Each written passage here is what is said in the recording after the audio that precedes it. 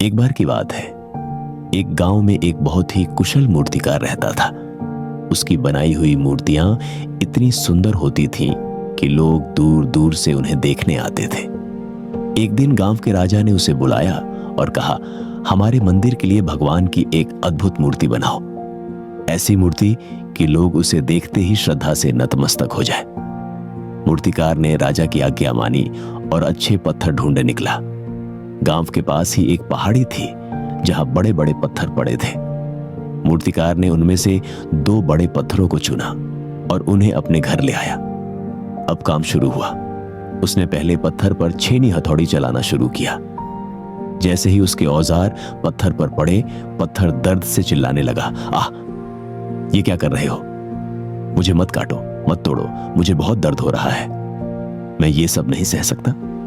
मूर्तिकार ने थोड़ी देर कोशिश की, लेकिन पत्थर बार बार विरोध करने लगा। आखिरकार मूर्तिकार ने उस पत्थर को छोड़ दिया और दूसरे पत्थर की तरफ ध्यान दिया। दूसरा पत्थर चुपचाप सब सहता रहा। छेनी हथौड़ी के हर वार को वह सहन करता रहा। दिन पर दिन मूर्तिकार उसे तराशता रहा। कभी उसके हाथ दर्द करते, कभी घंटों पसीने में भीग कर काम करता, लेकिन वह पत्थर बिना शिकायत किए छोटे झेलता रहा। कई महीनों की मेहनत के बाद वह कठोर पत्थर एक सुंदर भगवान की मूर्ति में बदल गया।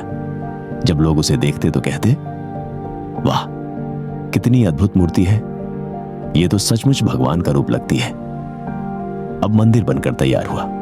राजा ने मूर्तिकार से कहा, मूर्ति तो बन गई है, लेकिन मंदिर की सीढ़ियां भी चाहिए। उनके लिए हमें मजबूत पत्थरों की जरूरत है। मूर्तिकार ने सोचा और उसी पहले पत्थर को उठा लिया जिसने तराशने से इनकार कर दिया था। उसे काटकर मंदिर की सीढ़ियों में लगा दिया गया।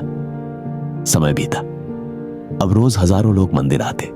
जैसे ही वे मंदिर में प्रवेश करते, वे पहले पत्थर पर पैर रखते और ऊपर भगवान की मूर्ति तक पहुंचते।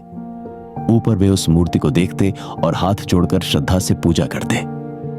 वह पत्थर जो सीढ़ी बना था, हर रोज सोचता, काश मैंने उस दिन दर्द सहन किया होता तो आज मैं भगवान की मूर्ति बनता। लोग मुझ पे पैर नहीं रखते, बल्कि मेरी पूजा करते।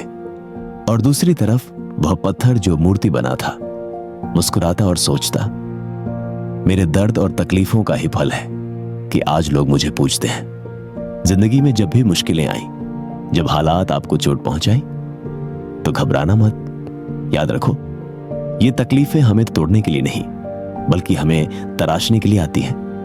अगर हम दर्द सह लेंगे, सब्र करेंगे, मेहनत करेंगे, तो हम भी एक दिन भगवान की मूर्ति की तरह सम्मान पाएंगे। और अगर हार मान ली, तो लोग हमें सीढ़ी की तरह इस्तेमाल करेंगे और आगे बढ़ जाएंगे।